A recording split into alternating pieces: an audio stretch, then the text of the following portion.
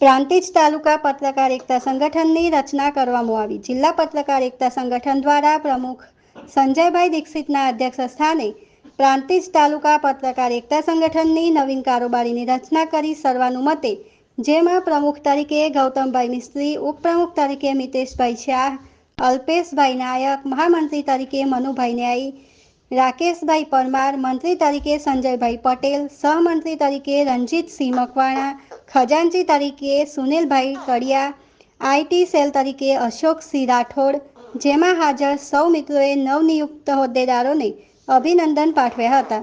ત્યારબાદ નવનિયુક્ત હોદ્દેદારોને સાબરકાંઠા જિલ્લા પત્રકાર એકતા સંગઠનના પ્રમુખ સંજયભાઈ દીક્ષિત દ્વારા સન્માન કરવામાં આવ્યું હતું। રમેશ નાયક।